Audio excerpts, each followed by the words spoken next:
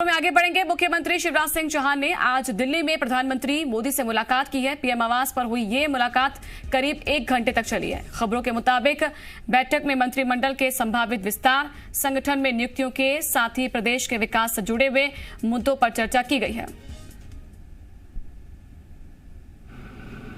पहली बार माननीय प्रधानमंत्री जी से मिला था।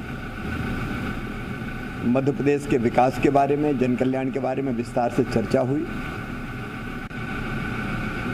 कोविड की स्थिति के बारे में भी हम लोगों ने चर्चा की और वैक्सीनेशन की जो तैयारी चल रही है उसमें कैसे वैक्सीनेशन होना चाहिए, अनेकों प्रकार के विचार मेरे दिमाग में भी थे, हमने शेयर किए। जैसे कि जन जागरण अभियान ये भी चले कि बुजुर्ग या जो बीमार हैं या जिनको एक से ज़्यादा बीमारी है, या हमारे जो हेल्थ वर्कर है, उनके साथ साथ पुलिस, रेवेन्यू और बाकी भी अमला जो इस काम में लगे रहते हैं, उनको तो टीका लगे, लेकिन जो लोग स्वस्थ हैं, विशेषकर यूथ, युवा, एक अभियान ये चले कि वो खुद स्वेच्छा से कहे कि हमें टीका अभी नहीं लगाया जाए, बाद में लगाया जाए। जैसे गैस की सब्सिडी छोड़ी थी, वैसे हम बाद में टीका लगवाने को तैयार हैं। वैसे ही जहाँ भौगोलिक दृष्टि से संक्रमण ज़्यादा है, उन इलाकों को प्राथमिकता देनी चाहिए, क्योंकि कोविड एक जैसा नहीं है, ना देश में ना हमारे प्रदेश में। कुछ जिलों में बिल्कुल नहीं है, कुछ जिलों में बहुत है। तो जहाँ ज़्यादा है उसको प्राथमिकता देनी चाहिए। और अगर कोई कंपनी वैक्सीन बनाती और पेटेंट करा लेती है, तो हमने ये सुझाव भी दिया कि अनिवार्य लाइसेंसिंग की व्यवस्था होना चाहिए, क्योंकि हमको काफ़ी वैक्सीन के डोजेज चाहिए। एक कंपनी अगर ना बना सके तो दूसरी कंपनी को भी उसी फार्मूले पर बनाने का काम दिया जा सके। ऐसे अनेकों बिंदुओं पर वहाँ माननीय प्रधानमंत्री जी से चर्चा हुई।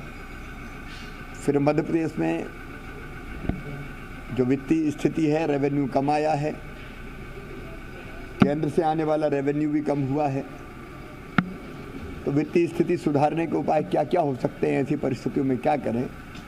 मैंने आग्रह किया कि कम से कम 1% और जीडीपी का, टोटल जीडीपी का अगर लोन लेने की इजाज़त मिल जाए, क्योंकि रेवेन्यू केंद्र के पास भी उतना भी नहीं है और राज्य के पास भी उतना नहीं है, उस पर भी चर्चा हुई। मैंने आग्रह किया।